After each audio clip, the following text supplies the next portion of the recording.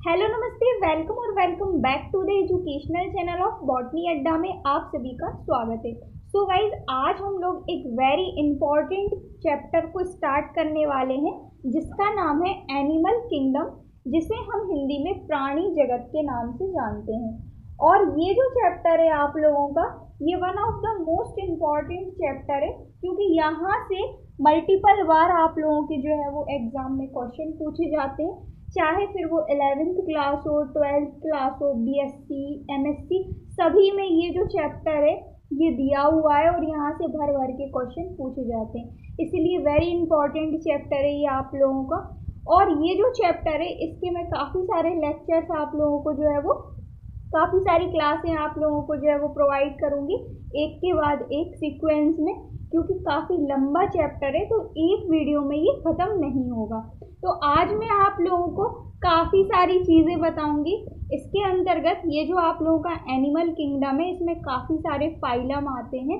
वो सारे फाइलम, उनसे रिलेटेड जो जंतु हैं, उनमें कौन कौन से फीचर्स, उनमें कौन कौन से कैरेक्टर्स वगैरह मौजूद होते हैं, वो सब कुछ मैं आप लोगों को बताऊंगी। साथ ही साथ मैं आप लोगों को ट्रिक भी बताती जाऊंगी जहां पर आप लोगों को इजीली इनको याद करने में आसानी होगी, ठीक है। और इसके अलावा ये जो नोट्स है ना, इतने अच्छे से मैं आप लोगों को अरेंज करके लेके आई हूँ। आप लोगों की एनसीईआरटी की एक एक लाइन कवर हो जाएगी, एक एक वर्ड कवर हो जाएगा, ठीक है। तो चलिए अब हम वीडियो को स्टार्ट करते हैं। कंसंट्रेशन का लेवल आप लोगों को हाई रखना है, बिकॉज ये जो चैप्टर है ये आप लोगों को समझना भी है, थोड़ा सा याद भी करना है और थोड़ा सा ध्यान भी देना है, टर्मिनोलॉजी जो है वो इसकी, ठीक है। तो एक एक वर्ड को प्रॉपर मैं आप लोगों को समझाऊंगी, आप लोगों को बस ध्यान से समझना है और ध्यान से सुनना है चीज़ों को, ठीक है। बाकी प्रॉपर आप लोग इसको जो है वो अपने हाथों से लिख भी सकते हैं नोट्स को। और इसके अलावा मैं आप लोगों को पीडीएफ भी प्रोवाइड कर दूंगी टेलीग्राम पर, तो आप लोग टेलीग्राम भी ज्वाइन कर लेना, डिस्क्रिप्शन में मैंने लिंक दे दी। तो पीडीएफ की भी टेंशन लेने की आप लोगों को ज़रूरत नहीं है, ठीक है। बाकी और भी डिटेल में एंड में मैं आप लोगों को पीडीएफ के बारे में बता दूंगी। तो चलिए अभी हम लोग स्टार्ट करते हैं अपना मोस्ट इम्पॉर्टेंट चैप्टर, जो कि है एनिमल किंगडम, जिसे हम प्राणी जगत के नाम से जानते हैं। 11th क्लास की आप एनसीईआरटी उठाओगे तो उसमें 4th चैप्टर दिया हुआ है आप लोगों का एनिमल किंगडम, ठीक है। पहले ये 10th क्लास से स्टार्टिंग होती थी इस चैप्टर की, बट अब इस बार जो न्यू एनसीईआरटी 9th क्लास की आई है उसमें भी ये एनिमल किंगडम जो है वो ऐड कर दिया है। अब आप समझ सकते हैं इसकी इम्पोर्टेंस, ठीक है। तो ये मतलब 9th क्लास से स्टार्ट होके बीएससी एमएससी तक जाता है ये, और आपके कॉम्पिटिटिव एग्जाम्स में भी इससे भर भर के क्वेश्चन पूछे जाते हैं। तो इसीलिए मैं आप लोगों को बढ़िया बेसिक से और हाई लेवल तक इसको कवर करवाऊंगी। सबसे पहली बार चैप्टर को स्टार्ट करने से पहले समझिएगा, एनिमल किंगडम यानी प्राणी जगत, एनिमल यानी जंतु होते हैं। हमारी जो पृथ्वी होती है इसमें बहुत सारे जीव जंतु मौजूद होते हैं। अब इन जीव जंतुओं के बारे में अगर हमको पढ़ना है, इनकी स्टडी करना है, तो ऐसे हम नहीं कर सकते हैं क्योंकि काफ़ी सारे जंतु होते हैं। तो इसीलिए इन जंतुओं को हमने क्लासिफाई कर दिया, इनको वर्गीकृत कर दिया, और इनका वर्गीकरण हमने इनकी समानता और असमानताओं के आधार पर इनको क्लासिफाई कर दिया अलग अलग जो है वो फाइलम में, अलग अलग कैटेगरी में, जिससे हमें इनकी स्टडी करने में आसानी हो, ठीक है। इसीलिए हमने ये जो एनिमल्स हैं इनका वर्गीकरण किया, ठीक है। तो सबसे पहले मैं आप लोगों को इसका इंट्रोडक्शन बता देती हूँ, जिससे आपको ये जो चैप्टर है इसकी बेसिक इंफॉर्मेशन मिल जाए।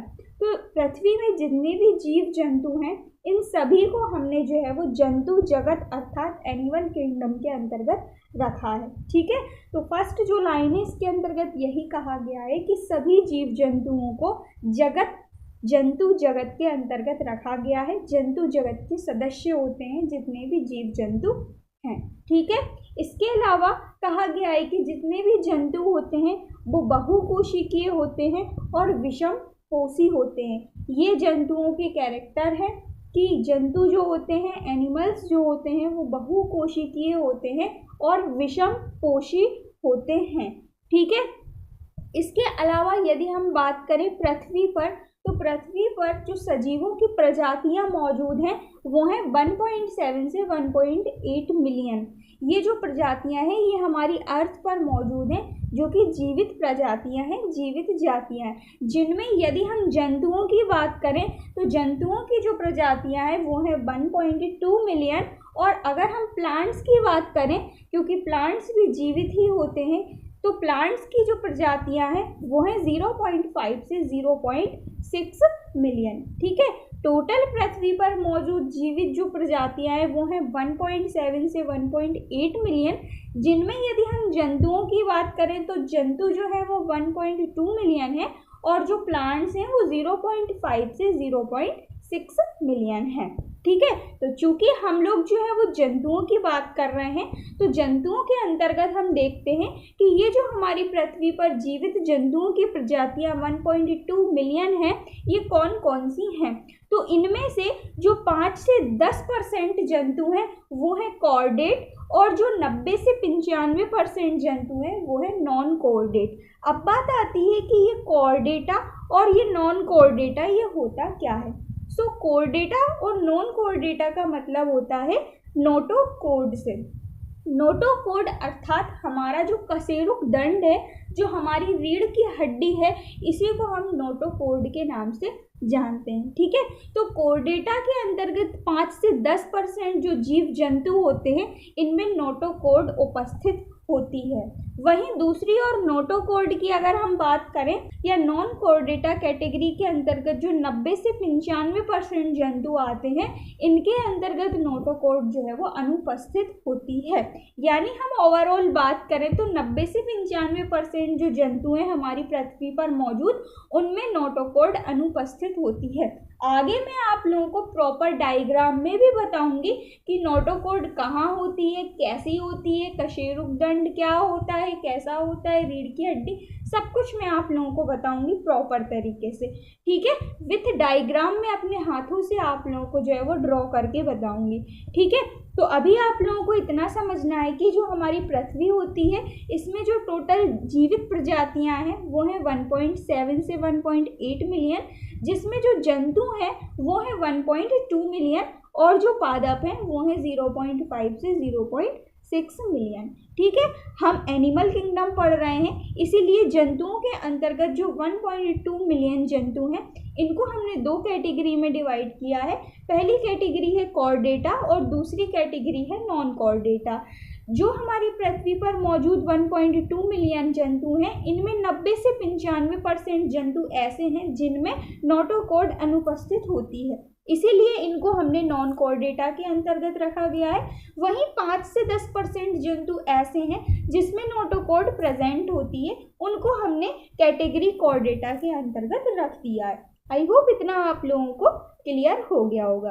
ठीक है, आगे बढ़ते हैं। तो जैसा कि मैंने आप लोगों को बताया था कि हमारी पृथ्वी पर जिस तरह से भर भर के प्लांट्स मौजूद होते हैं, उसी तरह से एनिमल्स भी भर भर के मौजूद होते हैं। तो अब यदि हम लोगों को इन एनिमल्स की स्टडी करना है, इनके बारे में जानना है, तो जानने के लिए हमें जीव जंतुओं को क्लासीफाई करना पड़ेगा, वर्गीकृत करना पड़ेगा। तो पृथ्वी पर मौजूद विभिन्न प्रकार के जो जीव जंतु हैं वो पाए जाते हैं। इनके विस्तृत अध्ययन करने के लिए हमें वर्गीकरण करने की आवश्यकता पड़ती है। यदि हम वर्गीकरण नहीं करेंगे तो ये जो जंतु है इनके बारे में प्रॉपर अच्छे से स्टडी नहीं कर पाएंगे। इसलिए साइंटिस्ट लोगों ने, वैज्ञानिक लोगों ने वर्गीकरण किया सीक्वेंस में अच्छे से, ताकि हम इनकी स्टडी प्रॉपर कर पाएँ। ठीक है, जंतुओं का वर्गीकरण लक्षणों की समानता और असमानता के आधार पर किया गया है। यानी कि जो जंतु जो है वो जिनमें कैरेक्टर सेम थे उनको एक कैटेगरी में रख दिया, जिसमें डिफरेंट कैरेक्टर थे उनको अलग अलग कैटेगरी में रख दिया। तो इस टाइप से जो जंतुओं में समानताएं थी, जो जंतुओं में असमानताएं थी, उनको हमने अलग अलग रूप से जो है वो रखा, अलग अलग जो है वो वर्गीकरण किया उन लोगों का, उनकी समानता और असमानता के आधार पर। ठीक है, वर्गीकरण में नई जो जातियां खोजी जाती हैं उनको उपयुक्त स्थान प्रदान किया। यानी कि जो हमने नए जंतुओं को खोजा समानताओं और असमानताओं के आधार पर, उनको हमने प्रॉपर एक जगह दी कि तुमको यहाँ पर रहना है। ठीक है, जब हमको नए नए कैरेक्टर मिलते गए तो उनको हम अलग अलग रखते गए प्रॉपर तरीके से। तो यही कहा गया है, वर्गीकरण में जो नई जातियां खोजी गई उनको एक प्रॉपर उपयुक्त स्थान दिया गया। ठीक है, इस प्रकार जब हम लोगों ने जंतुओं का वर्गीकरण किया तो इसमें हमने टोटल 11 फाइलम जो है वो बनाए, और 11 फाइलम में हमने सारे के सारे जंतुओं को जो है वो वर्गीकृत कर दिया। अब बात आती है कि 11 फाइलम कौन कौन से होते हैं। सो 11 फाइलम ये रहे आप लोगों के।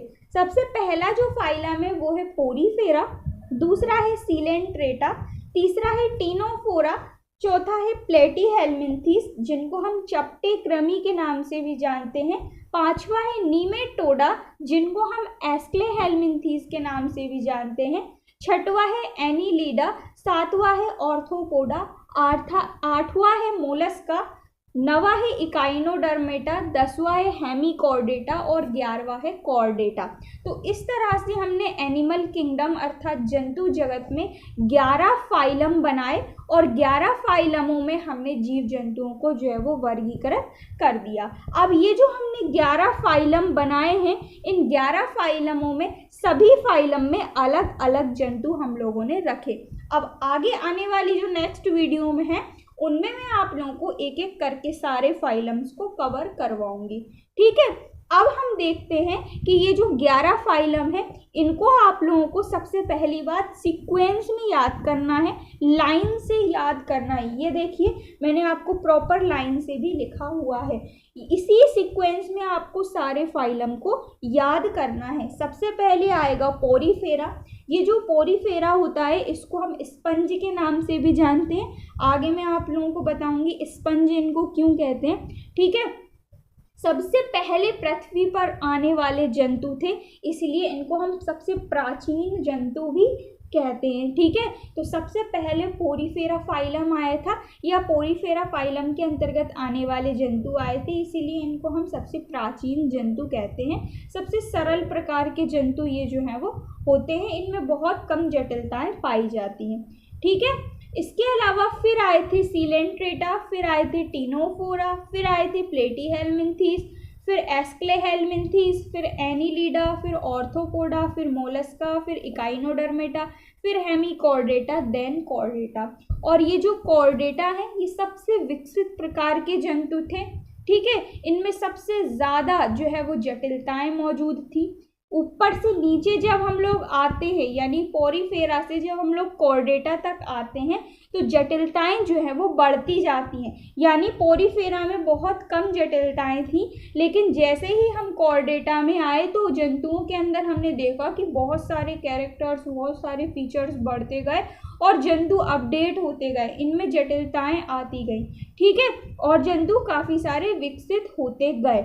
वहीं हमने जब पोरीफेरा को देखा था तो पोरीफेरा के जो मेंबर्स थे बहुत ही ज़्यादा सरल टाइप के थे, उनमें किसी भी प्रकार की कोई विशिष्ट संरचनाएं नहीं थी। ठीक है, वहीं जब हम लोग आगे बढ़ते गए और कॉर्डेटा तक आते गए तो हमने देखा कि काफ़ी जंतु विकसित हो गए हैं और इनमें काफ़ी सारी जटिलताएं आ गई हैं और जंतु काफ़ी विकसित हो गए हैं। ठीक है, तो इसीलिए हमने कहा कि कॉर्डेटा में जो है वो सबसे विकसित प्रकार के जंतु मौजूद होते हैं।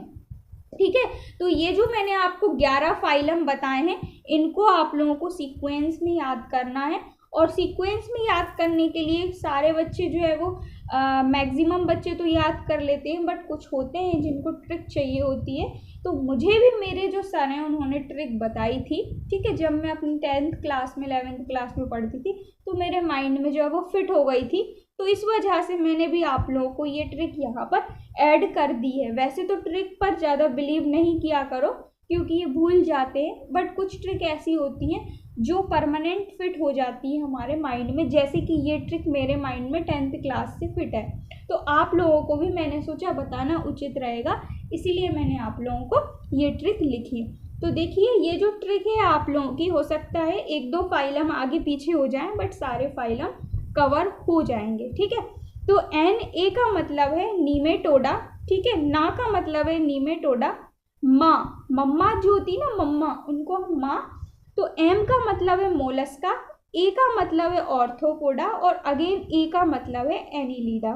ठीक है, अब इसके बाद आता है CHE यानी ची।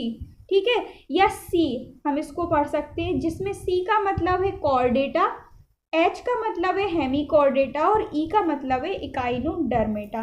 तो मैंने इसको याद किया था ना मा सी, ना मा सी करके मैंने इसको याद किया था, तो आप लोग भी कर सकते हैं। ना का मतलब मैंने आपको बता ही दिया, निमेटोडा।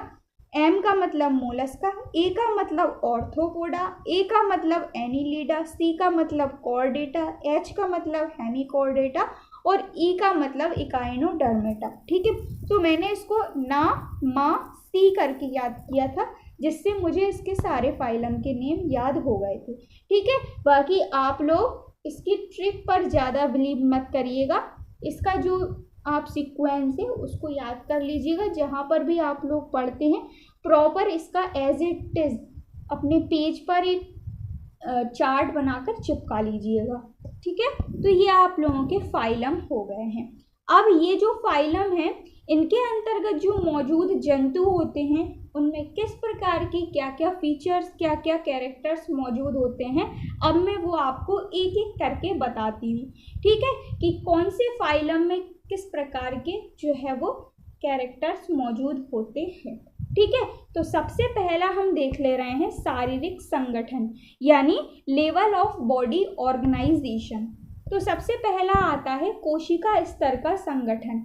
कोशिका स्तर का संगठन क्या होता है? तो सबसे सरल प्रकार का संगठन होता है कोशिका स्तर का संगठन।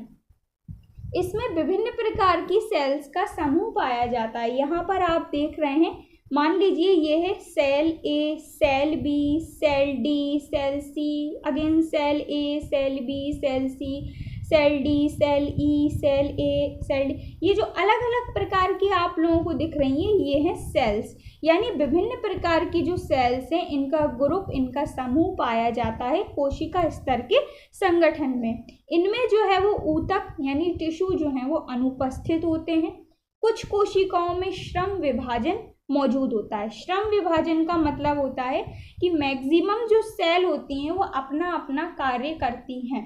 ठीक है, जैसे कि श्वसन वाली जो सेल्स होती हैं वो श्वसन का कार्य करती हैं, पाचन वाली जो सेल्स हैं वो पाचन का कार्य करती हैं।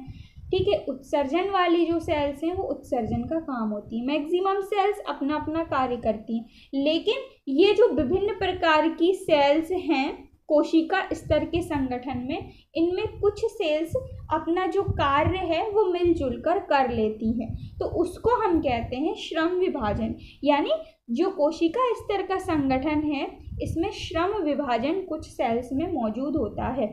अब बात आते हैं कि कौन से फाइलम में कोशिका स्तर का संगठन मौजूद होता है। तो फाइलम पोरीफेरा जो कि सबसे पहले आए थे, फाइलम पोरीफेरा के सदस्य, तो इनमें कोशिका स्तर का संगठन मौजूद होता है। यहाँ पर आपको हल्की सी हिंट भी मिल गई होगी कि कोशिका स्तर का संगठन सबसे सरल प्रकार का होता है। और शुरुआत में मैंने आपको बताया कि ये जो फाइलम पोरीफेरा है, ये फाइलम पोरीफेरा के अंतर्गत आने वाले जो जंतु थे वो सबसे सरल प्रकार के थे। ठीक है, इनमें ज़्यादा विशिष्टताएं नहीं थी, ना ही ये ज़्यादा विकसित थे। सबसे पहले धरती पर आने वाले जो जंतु थे वो फाइलम पोरीफेरा के थे। तो क्वेश्चन बनता है कि फाइलम पोरीफेरा के जंतुओं में किस प्रकार का शारीरिक संगठन मौजूद होता है। तो फाइलम पोरीफेरा के सदस्यों में कोशिका स्तर का संगठन मौजूद होता है। और कोशिका स्तर के संगठन में मैंने आप लोगों को बताया कि कोशिका स्तर के संगठन में विभिन्न प्रकार की सेल्स का समूह मौजूद होता है। इनमें ऊतक जो है वो अनुपस्थित होता है। ठीक है, और इनकी जो कुछ सेल्स होती हैं उनमें श्रम विभाजन पाया जाता है। श्रम विभाजन का मतलब होता है कि सेल्स मिलजुल कर अपना काम कर लेती हैं। ठीक है, इसके बाद सेकंड जो संगठन है वो है ऊतक स्तर का संगठन, यानी समान प्रकार की जो सेल्स होती हैं, समान प्रकार की सेल्स मिलकर ऊतकों का निर्माण कर लेती हैं। यहाँ पर आपने देखा कि अलग अलग प्रकार की सेल्स का समूह था, लेकिन जब हम ऊतक स्तर के संगठन में आए तो समान प्रकार की सेल्स ने मिलकर ऊतक बना लिया। जैसे यहाँ पर आप देख रहे हैं ए प्रकार की जो सेल्स थी इन्होंने ऊतक बना लिया। बी प्रकार की जो सेल्स थी इन्होंने एक नया ऊतक बना लिया। तो इस प्रकार से जब समान प्रकार की सेल्स मिलती हैं तो मिलकर एक ऊतक का निर्माण करती हैं, तो इसी को हम ऊतक स्तर का संगठन कहते हैं। और ऊतक स्तर का जो संगठन है वो फाइलम सीलेंट्रेटा और फाइलम टिनोफोरा में मौजूद होता है। ठीक है, इसके बाद नेक्स्ट अब हम लोग बढ़ते हैं अंग स्तर का संगठन। अंग स्तर का संगठन क्या होता है कि विभिन्न प्रकार के ऊतक विशिष्ट पैटर्न में व्यवस्थित होकर अंग बनाते हैं। यानी अब ये जो ऊतक हैं, अब ये ऊतक क्या करेंगे, अपने एक विशिष्ट पैटर्न पर व्यवस्थित हो जाएंगे, और जब ये व्यवस्थित हो जाएंगे तो अंग का निर्माण करेंगे, ऑर्गन का निर्माण करेंगे, तो उसको हम कहते हैं अंग स्तर का संगठन। और अंग स्तर का जो संगठन है वो फाइलम प्लेटीहेल्मिन्थीस के अंतर्गत मौजूद होता है। जो चपटे कृमि होते हैं प्लेटीहेल्मिन्थीस, इनमें मौजूद होता है अंग स्तर का संगठन। ठीक है, इसके बाद अब हम लोग नेक्स्ट बढ़ते हैं। अब आता है अंग तंत्र स्तर का संगठन। अब अंग तंत्र स्तर का जो संगठन है ये क्या होता है, जब कई अंगों के मध्य भौतिक और रासायनिक क्रियाएं होने लगती हैं तो अंग तंत्र बनता है। यानी अंगों का निर्माण हो गया, अंग स्तर में अंगों का निर्माण हो गया है। अब यही अंग जब भौतिक और रासायनिक क्रिया करने लगेंगे, यानी पाचन तंत्र पचाने का काम करने लगेगा, ठीक है, श्वसन तंत्र श्वसन का कार्य करने लगेगा, उत्सर्जन तंत्र उत्सर्जन का कार्य करने लगेगा, यानी इनके मध्य भौतिक और रासायनिक क्रियाएं जब होने लगेंगी तो उसको हम कहेंगे अंग तंत्र। ठीक है, और ये जो अंग तंत्र प्रकार का संगठन है ये सबसे जटिल संगठन होता है। अब सबसे जटिल संगठन है तो ये कौन कौन से फाइलम के सदस्यों में मौजूद होता है, तो ना, मा, सी, इनमें मौजूद होता है जो है वो अंग तंत्र स्तर का संगठन। यानी नीमेटोडा में, मोलस्का में, एनीलिडा में, आर्थ्रोपोडा में, कॉर्डेटा में, हेमिकॉर्डेटा में और इकाइनोडर्मेटा में, इनमें मौजूद होता है अंग तंत्र स्तर का संगठन। ठीक है, तो ये आप लोगों को याद करना है थोड़ा सा। बाकी मैंने आपको समझा दिया कि कोशिका स्तर का संगठन क्या होता है, ऊतक स्तर का संगठन क्या होता है, अंग स्तर का संगठन क्या होता है और अंग तंत्र स्तर का संगठन क्या होता है। कोशिका स्तर के संगठन में विभिन्न प्रकार की सेल्स का समूह पाया जाता है। ऊतक स्तर के संगठन में ये जो विभिन्न प्रकार की सेल्स थी इनमें से समान प्रकार की सेल्स मिलकर ऊतकों का निर्माण करती हैं, तो वो है ऊतक स्तर संगठन। देन अब ये जो ऊतक बन गए हैं जब ये एक विशिष्ट पैटर्न पर व्यवस्थित हो जाएंगे तो अंग बना लेंगे, इसको कहेंगे अंग स्तर का संगठन। इसके बाद अब ये जो अंग बन गए हैं अब इनके मध्य भौतिक और रासायनिक क्रियाएं होने लगेंगी, ये अपना अपना काम करने लगेंगे, तो उसको हम कहेंगे अंग तंत्र स्तर का संगठन। कौन कौन से फाइलम में मौजूद होता है वो भी मैंने आप लोगों को बताया। पोरीफेरा में मौजूद होता है कोशिका स्तर का, सीलेंट्रेटा टिनोफोरा में मौजूद होता है ऊतक स्तर का, प्लेटीहेल्मिन्थीस में मौजूद होता है अंग स्तर का। इसके अलावा जो प्लेटीहेल्मिन्थीस है इसमें अंग स्तर का तो मौजूद होता ही होता है, साथ ही साथ अंग तंत्र स्तर का भी मौजूद होता है, ओनली ऑन प्लेटीहेल्मिन्थीस में। ठीक है, और बाकी नीमेटोडा से लगाकर और कॉर्डेटा, हेमिकॉर्डेटा, इकाइनोडर्मेटा, इन सभी में मौजूद होता है अंग तंत्र स्तर का संगठन। आई होप क्लियर हो गया होगा आप लोगों को। ठीक है, तो ये है first point, level of body organisation, यानी शरीर का संगठन किस किस प्रकार के जीवों में कौन कौन सा मौजूद होता है। ठीक है, अब ये जो मैंने आप लोगों को फाइलम बताए ना, इनमें कौन कौन से एनिमल्स आते हैं वो मैं आप लोगों को प्रॉपर अलग अलग से जब फाइलम बताऊंगी आप लोगों को उसमें मैं आपको बताऊंगी कि किस फाइलम में कौन से एनिमल आते हैं। अभी तो खिचड़ी बन जाएगी यदि अभी मैं आप लोगों को बताने बैठ गई तो। ठीक है, तो ये हुआ आप लोगों का शरीर संगठन का स्तर। अब हम नेक्स्ट चलते हैं सममिति अर्थात सिमेट्री। सिमेट्री क्या होती है, तो सिमेट्री जो होती है ना, किसी भी जीव का शरीर को जब हम एक समान भागों में विभाजित कर सकते हैं, ऐसा तल क्या होता है, सिमेट्री होती है। सपोज मान लीजिए ये है एक जीव, ठीक है, मान लीजिए ये है एक जीव, ठीक है। अब इसके शरीर का ये है एक तल, और यहाँ से जब हमने इसको काटा तो इसका लेफ्ट साइड अलग हो गया और राइट साइड अलग हो गया, और ये वाला साइड और ये वाला साइड दोनों बिल्कुल समान हैं। तो ये जो तल है इसी को हम क्या कहेंगे, सिमेट्री कहेंगे। इसकी डेफिनेशन से आप और भी अच्छे से समझ सकते हैं। एक ऐसा तल जहाँ से काटने पर शरीर के दो एक समान भागों में विभाजित हो जाता है। एक ऐसा तल जहाँ से काटने पर शरीर दो एक समान भागों में विभाजित हो जाता है, उसी को हम सिमेट्री कहते हैं। ये है कोई ह्यूमन, ठीक है, ये है कोई ह्यूमन, और ये इसके हाथ और इसके पैर हो गए, ठीक है। अब इसको जब हमने सेंटर से, बिल्कुल सेंटर से काटा तो इसका लेफ्ट साइड अलग हो गया और इसका राइट साइड अलग हो गया। तो इसका ये जो सेंटर वाला जो तल है ना, इसी को हम कहेंगे सिमेट्री। क्या कहेंगे, सिमेट्री, ठीक है। तो एक ऐसा तल जहाँ से काटने पर शरीर दो एक समान भागों में विभाजित हो जाता है, इसको सिमेट्री कहते हैं, यानी सममिति कहते हैं। अब ये जो सममिति है ये 3 प्रकार की होती है।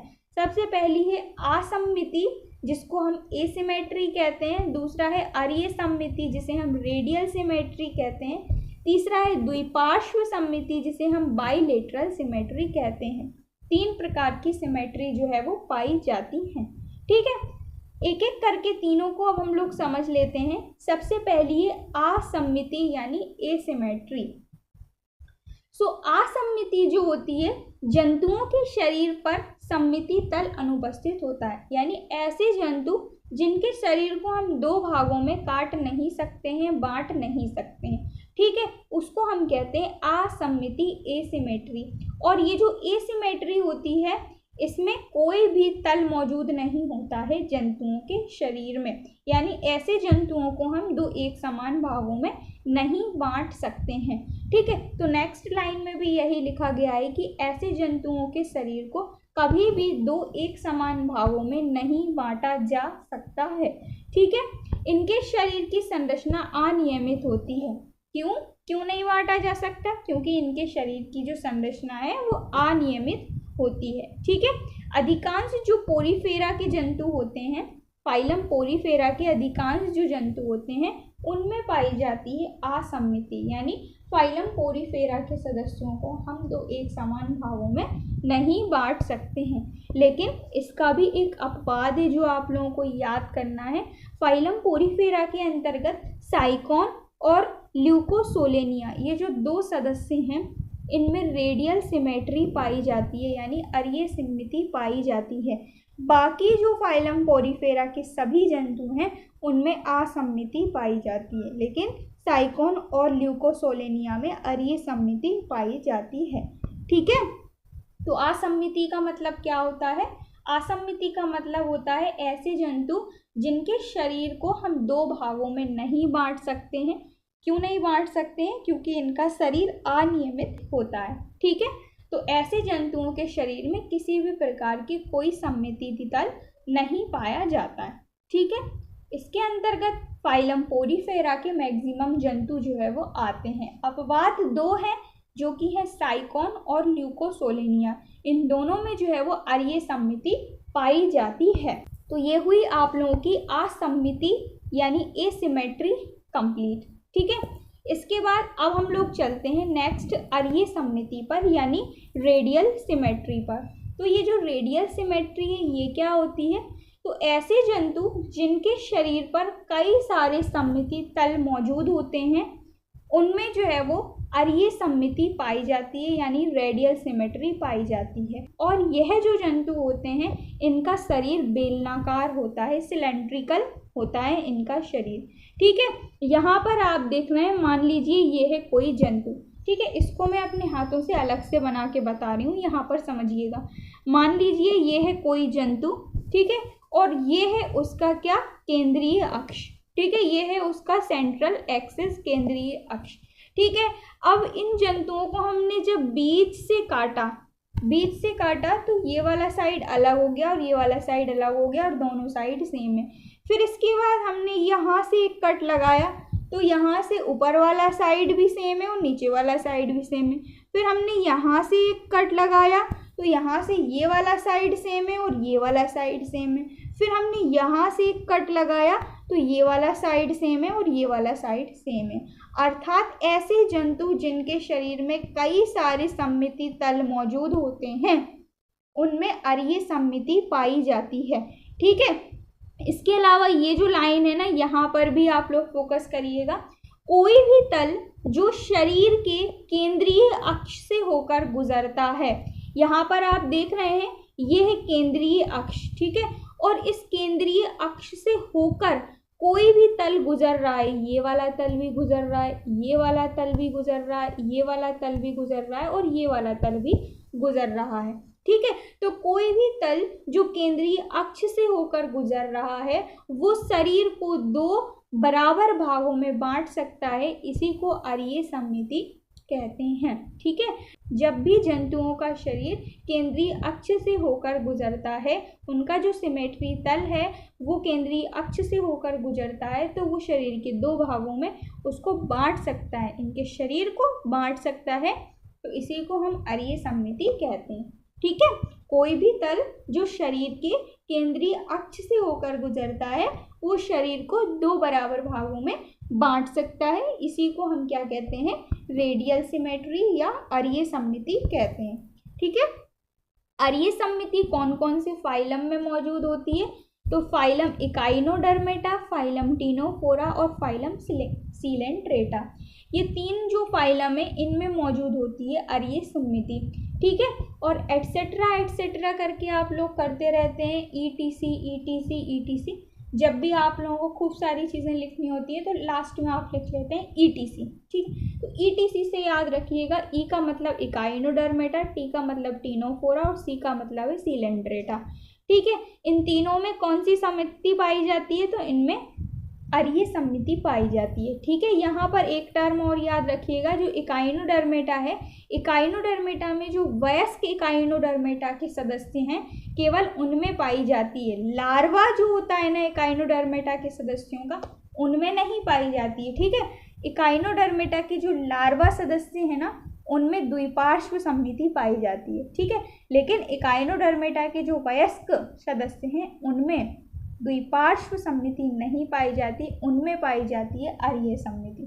ठीक है, तो ये चीज़ आप याद रखिएगा, इकाइनोडर्मेटा, टीनोफोरा और सीलेंट्रेटा, इन तीनों में पाई जाती है अरीय सममिति यानी रेडियल सिमेट्री।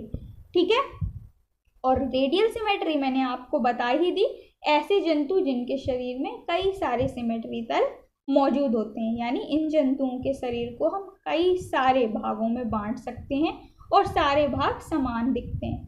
ठीक है, इसके बाद अब हम चलते हैं नेक्स्ट सिमेट्री की तरफ, जो कि है द्विपार्श्व सममिति यानी बाइलेटरल सिमेट्री। बाइलेटरल सिमेट्री बिल्कुल इजी है। मान लीजिए ये है कोई जंतु और इसको जब हम सेंटर से काटते हैं तो इसका लेफ्ट साइड और राइट साइड अलग अलग हो जाता है, इसी को हम कहते हैं बाइलेटरल सिमेट्री। क्या कहते हैं, बाइलेटरल सिमेट्री। ठीक है, हमारे अंदर भी बाइलेटरल सिमेट्री ही पाई जाती है। जब हम हमारे शरीर को बीच से काटेंगे तो लेफ्ट साइड और राइट साइड दोनों बिल्कुल समान दिखेंगे, इसी को हम कहते हैं बाइलेटरल सिमेट्री।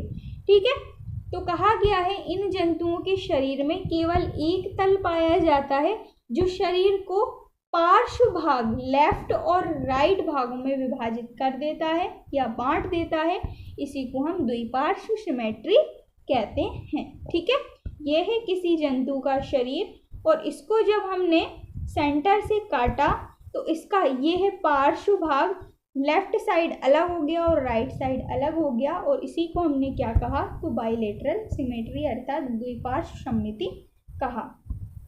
ये जो जंतु होते हैं इनका शरीर की संरचना चपटी होती है। ठीक है, इकाइनोडर्मेटा के लार्वा को छोड़कर प्लेटीहेल्मिन्थीस से लगाकर कोर्डेटा तक के सभी जंतुओं में क्या मौजूद होता है, बाइलेटरल सिमेट्री मौजूद होती है।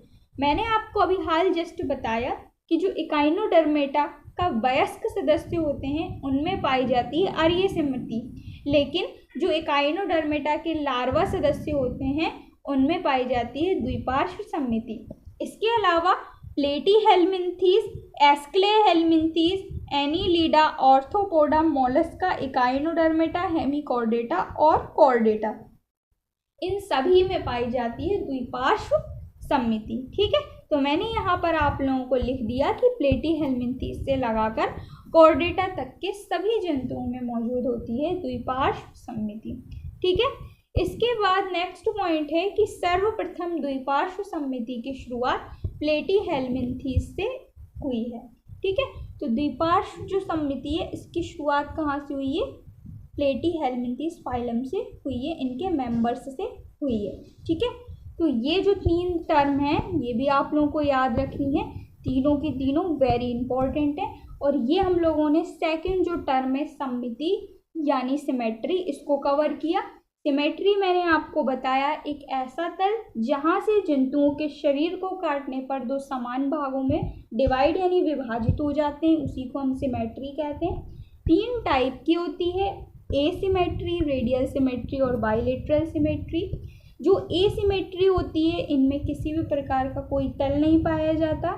जो अरियसिमेट्री होती है इनमें जंतुओं के शरीर में बहुत सारे तल मौजूद होते हैं। और जो द्विपार्श्व सिमेट्री होती है वो जंतुओं के शरीर को लेफ्ट साइड और राइट साइड 2 पार्श्व भागों में डिवाइड करती है। ठीक है, तो ये 3 पॉइंट मैंने आप लोगों को बताए सिमेट्री के। आई होप आप लोगों को क्लियर हो गए होंगे। अब हम आगे बढ़ते हैं और नेक्स्ट कैरेक्टर देख लेते हैं। नेक्स्ट जो आपका 3rd नंबर का कैरेक्टर है वो है परिसंचरण अर्थात सर्क्यूलेशन। और ये जो सर्क्यूलेशन है ये हमें बताता है कि किस प्रकार के जो फाइलम के सदस्य हैं उनमें किस प्रकार का परिसंचरण तंत्र उपस्थित होता है। ठीक है, तो सबसे पहला पॉइंट तो आप यही याद रखेंगे कि पोरीफेरा से और एस्क्लेहेल्मिन्थीस तक के जो जंतु होते हैं इनमें परिसंचरण तंत्र अनुपस्थित होता है। फाइलम पोरीफेरा से लगाकर और फाइलम एस्क्लेहेल्मिन्थीस तक जितने भी फाइलम के सदस्य हैं उनमें क्या होता है? परिसंचरण तंत्र अनुपस्थित होता है। अर्थात फाइलम पोरीफेरा, सीलेंट्रेटा, टीनोफोरा, प्लेटीहेल्मिन्थीस और एस्क्लेहेल्मिन्थीस, यहाँ तक के जो जंतु हैं, यहाँ तक के फाइलम के जो जंतु हैं इनमें परिसंचरण तंत्र क्या होता है? अनुपस्थित होता है। इसके बाद बचे जो फाइलम है उनमें अब हम लोग देख लेते हैं कि किस किस टाइप का परिसंचरण तंत्र उनमें पाया जाता है। ठीक है, तो बेसिकली जो परिसंचरण है वो 2 प्रकार का होता है। सबसे पहला है खुला परिसंचरण और दूसरा है बंद परिसंचरण। तो जो खुला परिसंचरण है जिसको हम ओपन सर्कुलेशन कहते हैं, यह ओपन सर्कुलेशन प्रायः हेमिकॉर्डेटा, इकाइनोडर्मेटा, ऑर्थोपोडा और मैक्सिमम मोलस्का के जो सदस्य हैं इनमें पाया जाता है। ठीक है, हेमिकॉर्डेटा में, इकाइनोडर्मेटा में, ऑर्थोपोडा में और मैक्सिमम जो मोलस्का के सदस्य हैं इनमें पाया जाता है। ठीक है, ये खुला परिसंचरण होता क्या है? तो खुला परिसंचरण इसमें रक्त शरीर के ऊतक या अंग से सीधे संपर्क में होता है। अर्थात कहने का मतलब है जो खुला परिसंचरण है, खुला परिसंचरण में शरीर के ऊतक और अंग सीधे रक्त के संपर्क में होते हैं, यानी शरीर के जितने भी अंग और ऊतक होते हैं वो डायरेक्ट ब्लड के कांटेक्ट में होते हैं। ठीक है, और जो ब्लड होता है वो हीमोसील नामक गुहा में भरा होता है खुला परिसंचरण वाले जंतुओं में। ठीक है, तो ये है आपका खुला परिसंचरण। बात करते हैं बंद परिसंचरण की। तो बंद परिसंचरण की सर्वप्रथम शुरुआत कहाँ से हुई? तो फाइलम एनीलिडा से हुई। फाइलम एनीलिडा के जो मेंबर्स थे इनमें सबसे पहले जो है वो बंद परिसंचरण देखा गया। इसके बाद कॉर्डेटा तथा कुछ मोलस्का के जो सदस्य हैं उनमें भी बंद परिसंचरण तंत्र हमने देखा। ठीक है, बंद परिसंचरण होता क्या है? तो इसमें जो रक्त होता है, जो ब्लड होता है, वो रक्त वाहिनिकाओं के बंद जाल में जो है वो बहता है, यानी जो ब्लड वेसल्स होती है, धमनी शिरा, इनमें बहता है बंद परिसंचरण में रक्त। ठीक है, और जो शरीर के ऊतक और अंग होते हैं वो डायरेक्ट ब्लड के कांटेक्ट में नहीं होते हैं। क्यों नहीं होते हैं? क्योंकि इनमें जो ब्लड है वो जो धमनी शिरा रक्त वाहिकाएं हैं इनमें बहता है। ठीक है, तो ये मैंने आप लोगों को खुला परिसंचरण बताया, बंद परिसंचरण बताया। सबसे पहले मैंने आपको बताया कि पोरीफेरा से लगाकर एस्क्लेहेल्मिन्थीस तक के जो जंतु हैं इनमें परिसंचरण तंत्र अनुपस्थित होता है, पाया ही नहीं जाता है।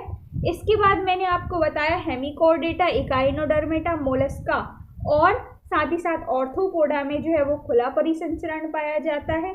और बंद परिसंचरण मैंने आपको बताया कि सबसे पहले एनीलिडा में देखा गया, फिर कॉर्डेटा में देखा गया, और कुछ मोलस्का के जो सदस्य हैं। मोलस्का में भी अगर मैं आपसे कहूँ तो सिफेलोपोडा या जो सिफेलोपोडा के सदस्य हैं मोलस्का के अंतर्गत, इनमें जो है वो बंद परिसंचरण पाया जाता है।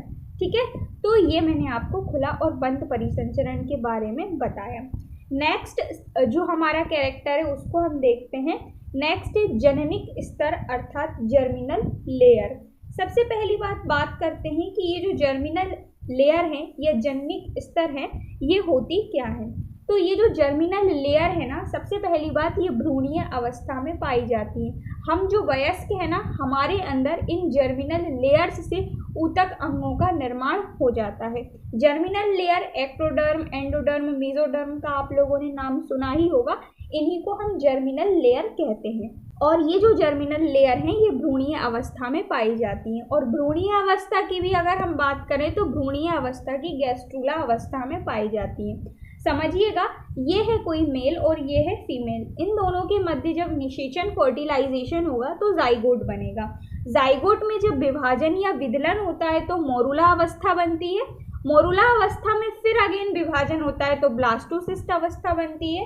और ब्लास्टोसिस्ट में जब विभाजन होता है तो गैस्ट्रूला अवस्था बनती है। और ये जो गैस्ट्रूला अवस्था है इसी में जो जननिक स्तर होते हैं एंडोडर्म, एक्टोडर्म, मेसोडर्म, इनका जो है वो निर्माण होता है। तो आई होप आपको ये लाइन समझ में आ गई होगी कि जर्मिनल लेयर क्या होती हैं और भ्रूणीय अवस्था की गैस्ट्रूला अवस्था में जो है वो पाई जाती है। और गैस्ट्रूला अवस्था मैंने आपको बताई। युग्मनज से जैसे जैसे आगे अवस्थाएं बढ़ती जाती हैं तो उनमें सेल्स की संख्या भी बढ़ती जाती है क्योंकि इनमें विभाजन होता जाता है। ठीक है, इसके बाद अब हम बात करें कि ये जो जननिक स्तर होते हैं, जर्मिनल लेयर्स होती हैं, इनके आधार पर जंतुओं को दो भागों में जो है वो डिवाइड किया गया है। पहले हैं डिप्लोब्लास्टिक एनिमल्स और दूसरे हैं ट्रिप्लोब्लास्टिक एनिमल्स। डिप्लो का मतलब होता है 2 और ट्रिप्लो का मतलब होता है 3।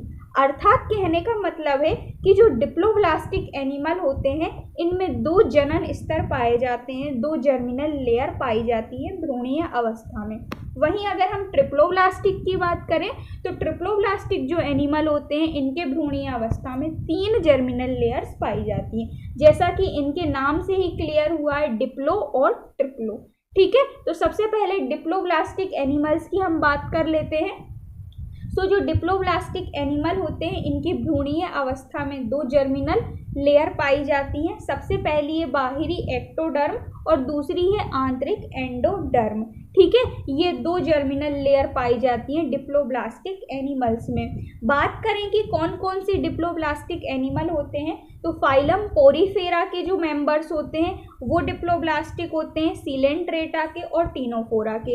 ये 3 जो फाइलम है इनके मेंबर्स जो हैं वो डिप्लोब्लास्टिक होते हैं। एक बात और याद रखनी है आप लोगों को यहाँ पर कि जो फाइलम पोरीफेरा है ये ट्रू डिप्लोब्लास्टिक नहीं होता है, यानी इनके जो मेंबर्स हैं उनमें सत्य डिप्लोब्लास्टिक ये जो है वो नहीं होते हैं। ठीक है, ट्रू डिप्लोब्लास्टिक नहीं होते हैं।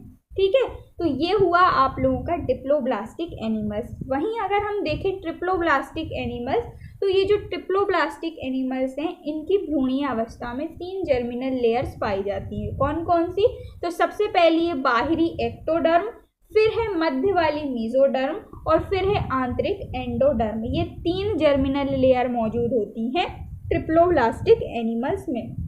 अगर हम बात करें कि ट्रिप्लोब्लास्टिक एनिमल्स में ये जो तीनों लेयर्स हैं सबसे पहली कौन सी बनती है, दूसरी कौन सी बनती है और तीसरी कौन सी बनती है, तो सबसे पहले बनती है एंडोडर्म। ठीक है, सबसे पहले बनती है एंडोडर्म, फिर बनती है एक्टोडर्म और फिर बनती है मेसोडर्म। ठीक है, ये याद करना है आप लोगों को। सबसे पहले बनती है एंडोडर्म, फिर बनती है एक्टोडर्म और फिर बनती है मेसोडर्म। ठीक है, ये इनकी उत्पत्ति का क्रम है जो कि मैंने आपको बताया। बात करें कि ट्रिप्लोब्लास्टिक एनिमल कौन कौन से होते हैं तो फाइलम प्लेटीहेल्मिन्थीज से लगाकर और कॉर्डेटा तक के सभी फाइलम के जो सदस्य होते हैं वो ट्रिप्लोब्लास्टिक एनिमल्स होते हैं।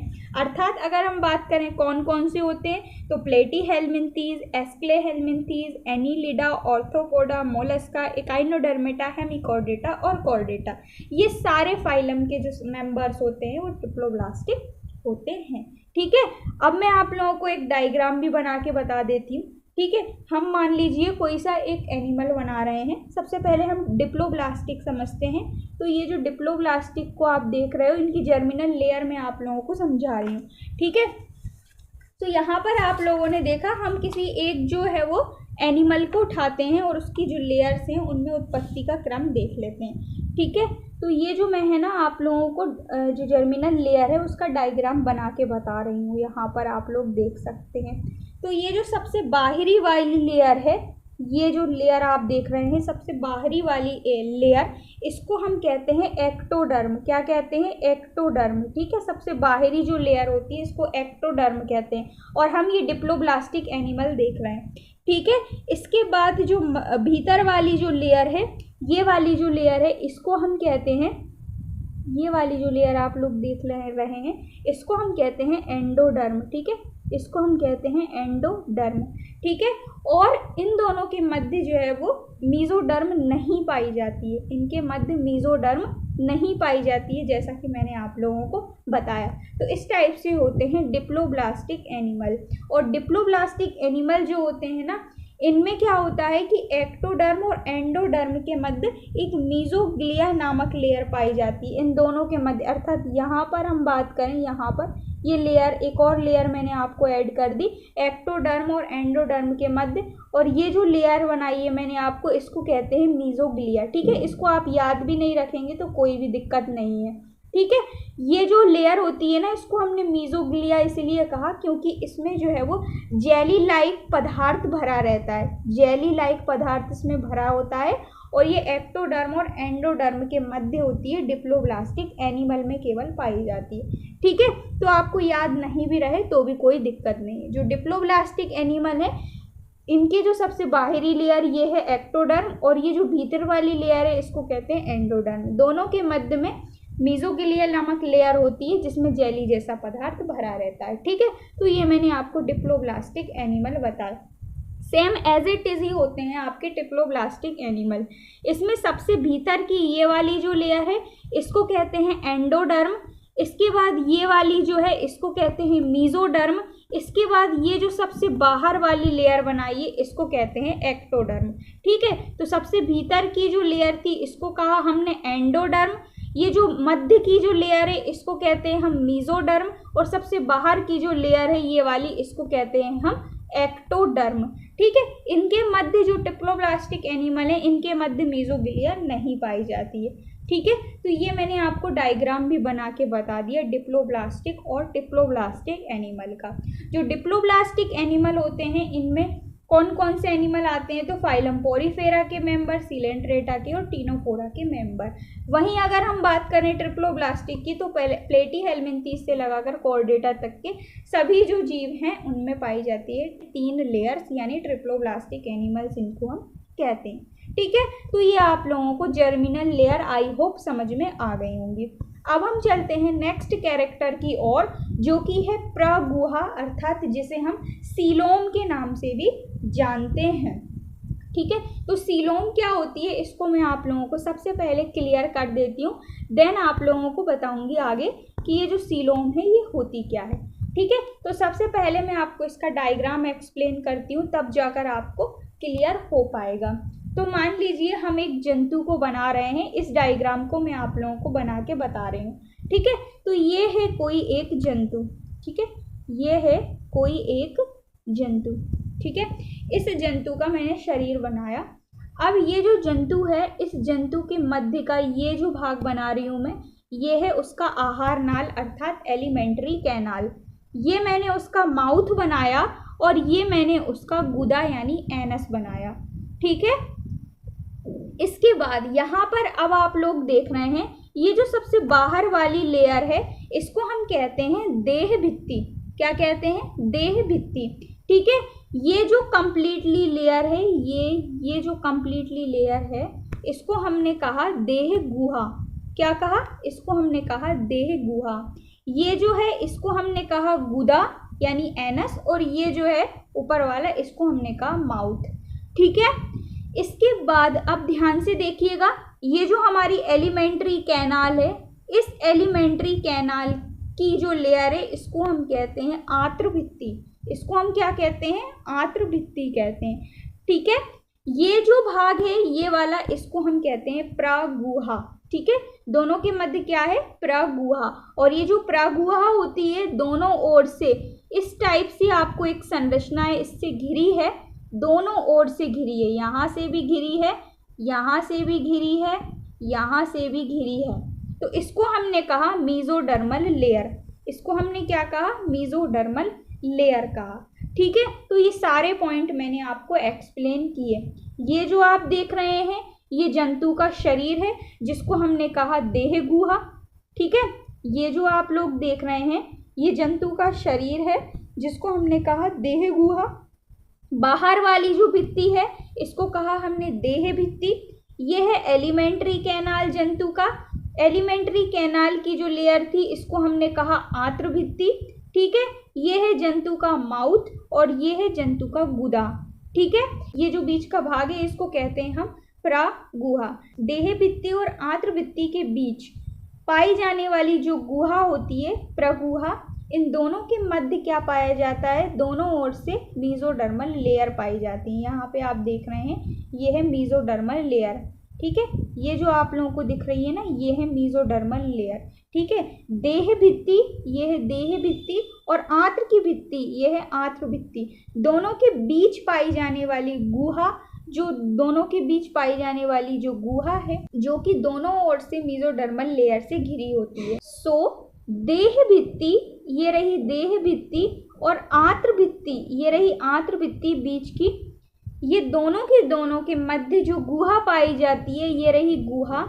ये गुहा दोनों तरफ से मीजोडर्मल लेयर से घिरी होती है। ये आपको दिख रही है ना, ये है मीजोडर्मल लेयर और ये गुहा दोनों तरफ से घिरी है मीजोडर्मल लेयर से।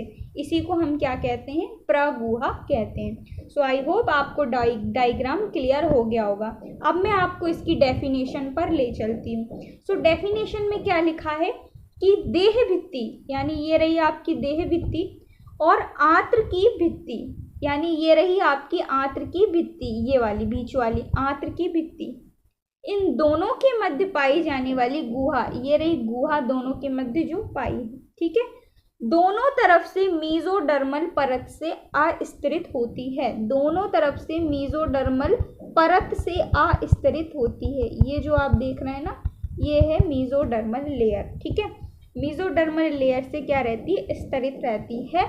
इसी को हम प्रगुहा कहते हैं, अर्थात गुहा प्लस मीजोडर्मल लेयर, इसको मिलाकर हम प्रगुहा कहते हैं।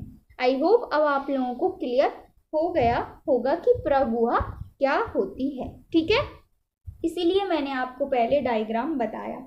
अब ये जो प्रगुहा होती है इसके आधार पर जंतु जो है वो 3 प्रकार के होते हैं। सबसे पहला है अप्रगुहीय, दूसरा है कूट प्रगुहीय और तीसरा है प्रगुहीय, अर्थात असीलोमेट, स्यूडोसीलोमेट और यूसीलोमेट। ठीक है, कोई से जंतु ऐसे हैं जिसमें मीजोडर्मल लेयर पाई जाएगी, कोई से ऐसे हैं जिसमें गुहा पाई जाएगी, कोई से ऐसे हैं जिसमें मीजोडर्मल लेयर पाई तो जाती है परंतु गुहा को स्तरित नहीं करती है। तो इस प्रकार से जो प्रगुहा है उसके आधार पर एनिमल्स 3 प्रकार के होते हैं। ठीक है, चलिए इन तीनों को अब हम एक एक करके समझ लेते हैं कि क्या होते हैं। तो सबसे पहला है अप्रगुहीय अर्थात असीलोमेट। अब असीलोमेट क्या होते हैं, तो असीलोमेट जो एनिमल्स होते हैं, जो जंतु होते हैं, इनमें प्रगुहा अनुपस्थित होती है।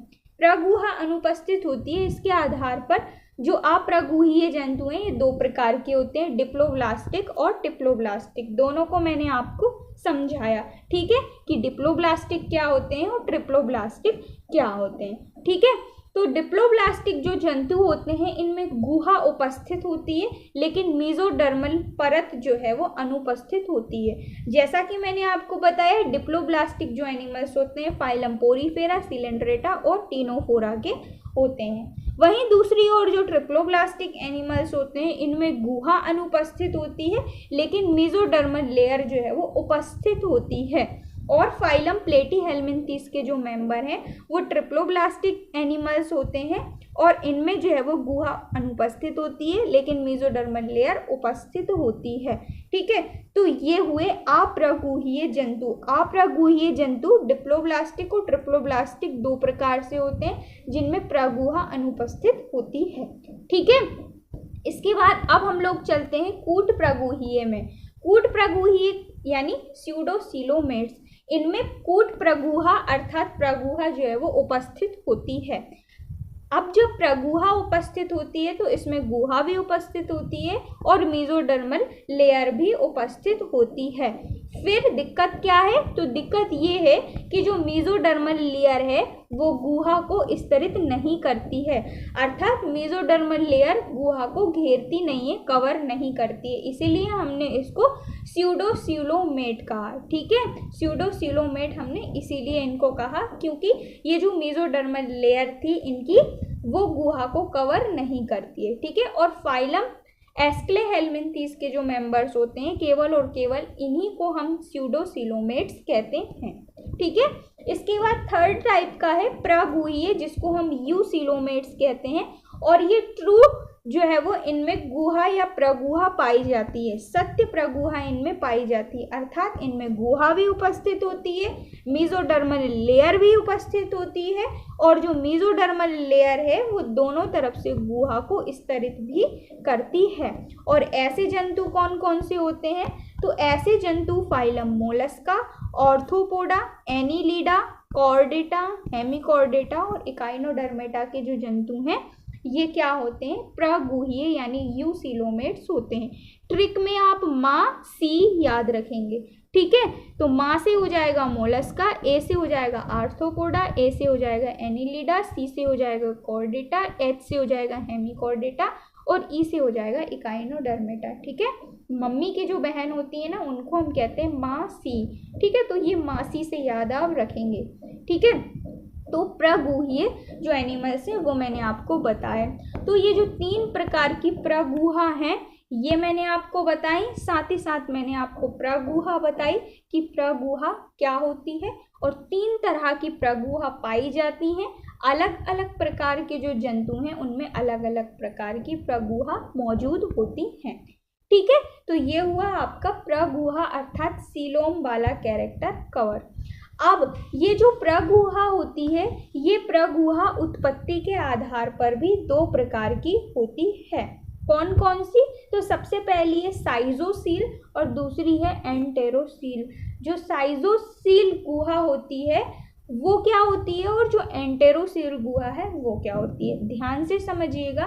जो साइजोसील प्रगुहा है इसमें मेसोडर्मल कोशिकाओं के अलग होने से बनती है, यानी जब मेसोडर्मल कोशिकाएं अलग हो जाती हैं तब बनती है साइजोसील गुहा। ठीक है, वहीं एंटेरोसील जो गुहा है, एंटेरोसील गुहा तब बनती है जब आंत्र पर यानी जो एलिमेंट्री कैनाल है इस एलिमेंट्री कैनाल पर जब मेसोडर्मल कोशिकाओं की एक्स्ट्रा वृद्धि एक्स्ट्रा ग्रोथ हो जाती है तब एंटेरोसील प्रगुहा बनती है।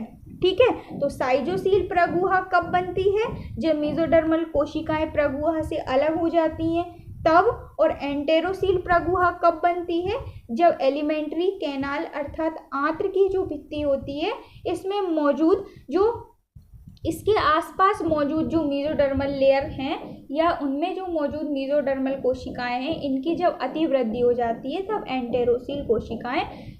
एंटेरोसील प्रगुहा बनती है। ठीक है, बात करते हैं कि साइजोसील प्रगुहा कौन से जंतुओं में पाई जाती है और एंटेरोसील प्रगुहा कौन से जंतुओं में पाई जाती है। तो वही मासी आपने याद कर लिया था, अब माँ और सी को अलग कर दो, यानी माँ यानी मोलस्का, ऑर्थोपोडा और एनीलिडा इनमें पाई जाती है साइजोसील प्रगुहा, कॉर्डेटा, हेमिकॉर्डेटा और इकाइनोडर्मेटा इनमें पाई जाती है एंटेरोसील प्रगुहा। ठीक है, ये थोड़ा सा आप लोगों को याद करना पड़ेगा, इसीलिए शुरुआत में मैंने आपसे कहा कि कंसंट्रेशन का लेवल हाई बना के रखना क्योंकि चैप्टर हल्का सा आपको हो सकता है कि डिफ़िकल्ट लगे। ठीक है, बट मेरे साथ समझिएगा, थोड़ा सा ध्यान लगाइएगा तो सारी चीज़ें क्लियर होती चली जाएंगी। प्रगुहा मैंने आपको शुरुआत में ही बता दिया, इसलिए बार बार मैं आपको एक्सप्लेन नहीं कर रही हूँ। ठीक है, प्रगुहा के दोनों टाइप मैंने आपको बता दिए, साइजोसील और एंटेरोसील। साइजोसील मैंने आपको बता दी कि जब प्रगुहा से मेसोडर्मल लेयर अलग हो जाती है तब साइजोसील प्रगुहा बनती है। मोलस्का, ऑर्थोपोडा और एनिलिडा में पाई जाती है। एंटेरोसील प्रगुहा मैंने आपको बताया कि जब एलिमेंट्री कैनाल अर्थात आंत्र की जो भित्ति होती है इसमें मेसोडर्मल लेयर की एक्स्ट्रा वृद्धि हो जाती है तब एंटेरोसील प्रगुहा बनती है। कॉर्डेटा, हेमिकॉर्डेटा और इकाइनोडर्मेटा के जो मेंबर्स हैं इनमें एंटेरोसील प्रगुहा मौजूद होती है। ठीक है, इसके बाद अब हम चलते हैं नेक्स्ट कैरेक्टर्स की ओर। तो नेक्स्ट कैरेक्टर जो है वो है शरीर की प्रणाली अर्थात बॉडी प्लान। और ये जो बॉडी प्लान है ये हमें जंतुओं के पाचन तंत्र के बारे में बताता है। ठीक है, कि कौन से जंतु में किस प्रकार का पाचन तंत्र मौजूद होता है। तो बॉडी प्लान में सबसे पहला है कोशिका समूहन प्रणाली। तो शुरुआत में मैंने आपसे कहा था कि फाइलम पोरीफेरा जो है इसमें कोशिका स्तर का संगठन पाया जाता है। तो कोशिका स्तर के संगठन से ही आपको याद रखना है कि कोशिका समूहन प्रणाली केवल और केवल फाइलम पोरीफेरा में मौजूद होती है। बात करते हैं कि ये जो कोशिका समूहन प्रणाली है ये क्या होती है। तो इसमें जो है वो पाचन तंत्र अनुपस्थित होता है, यानी फाइलम पोरीफेरा के जो मेंबर्स होते हैं इनमें पाचन तंत्र अनुपस्थित होता है। अब बात आती है कि इनमें पाचन तंत्र अनुपस्थित होता है तो फिर इनमें भोजन का पाचन कैसे होता है। ध्यान से सुनिएगा, इनमें भोजन का पाचन कोशिका के अंदर होता है अर्थात अंतःकोशिकीय होता है। यानी इनमें भोजन का पाचन कैसा होता है, अंतःकोशिकीय होता है और कोशिका के अंदर होता है। किसी भी प्रकार से इनमें कोई पाचन सिस्टम नहीं पाया जाता है। तो इसी को हम कहते हैं कोशिका समूहन प्रणाली, जो कि फाइलम पोरीफेरा के सदस्यों में मौजूद होती है। ठीक है, दूसरी बात अगर हम बात करें अंधकोश प्रणाली की, जिसको हम ब्लाइंड शेक भी कहते हैं।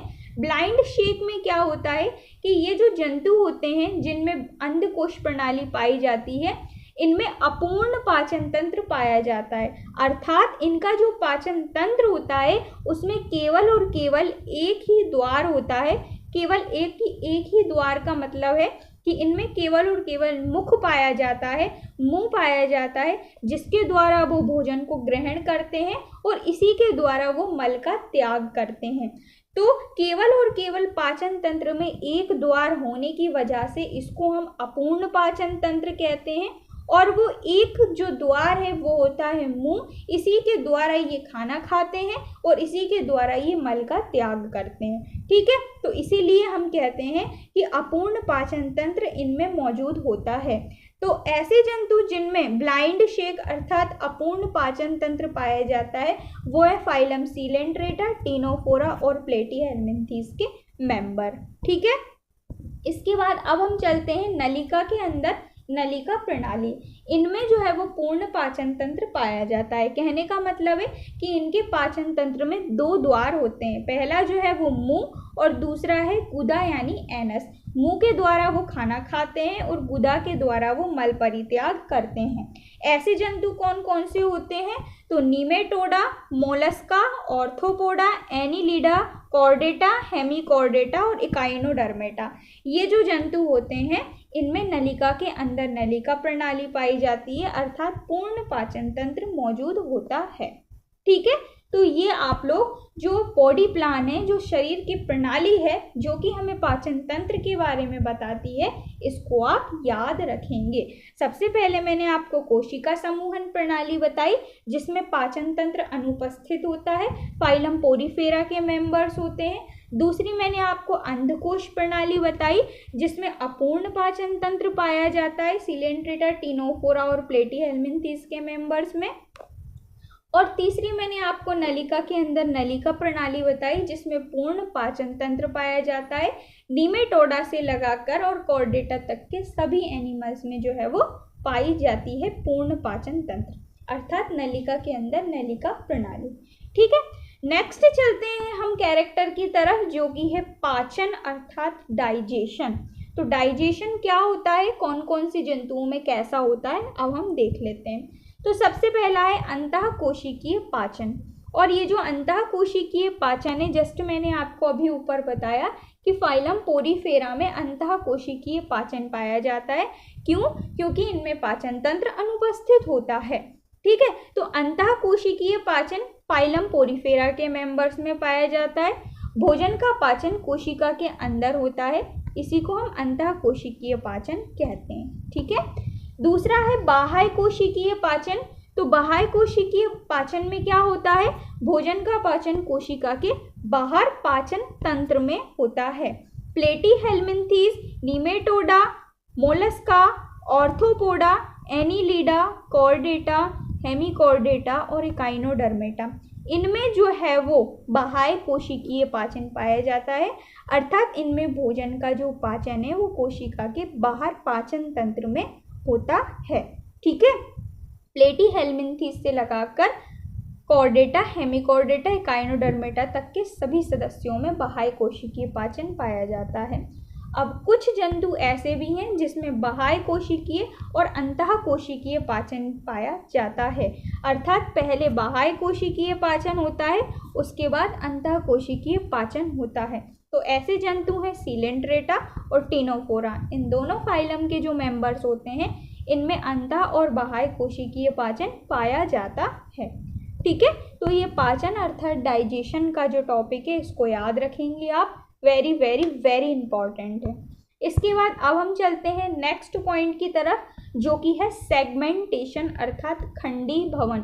सेगमेंटेशन का मतलब होता है खंड अर्थात सेगमेंट। ऐसे एनिमल्स जिनमें सेगमेंट्स पाए जाते हैं उन्हीं में सेगमेंटेशन अर्थात खंडीभवन देखने को मिलता है। तो फाइलम एनीलिडा, ऑर्थोपोडा और कॉर्डेटा, केवल और केवल इन्हीं 3 फाइलम में सेगमेंटेशन अर्थात खंडीभवन पाया जाता है।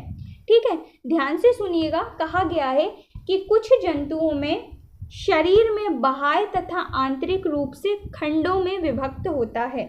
कुछ जंतु ऐसे होते हैं, फॉर एग्जाम्पल केंचुओं का हम लेते हैं, तो केंचुओं का जो शरीर है, इस केंचुए के शरीर में बाह्य और आंतरिक खंड पाए जाते हैं, यानी इनका शरीर आंतरिक और बाह्य खंडों में डिवाइड होता है। कुछ अंगों में क्रमिक पुनरावृत्ति होती है, इसे मेटामेरिक सेगमेंटेशन कहते हैं और इस अवस्था को मेटामेरिज्म कहते हैं। अब ध्यान से समझिएगा क्या होता है, मैं आप लोगों को बताती हूँ। ठीक है, केंचुए का मैं आप लोगों को रॉ डायग्राम बना के बता रही हूँ। ठीक है, ध्यान से समझिएगा। सबसे पहले ये मैंने आपको केंचुए की आहार नाल बनाई। ठीक है, ये है केंचुए की आहार नाल। ठीक है, अब ये है केंचुए का शरीर। ठीक है, ये केंचुए का शरीर बनाया मैंने यहाँ पर आपको। ठीक है, ये है इसकी अधर सतह और ये है इसकी पृष्ठ सतह। ठीक है, ये है इसकी अधर सतह और ये है इसकी पृष्ठ सतह।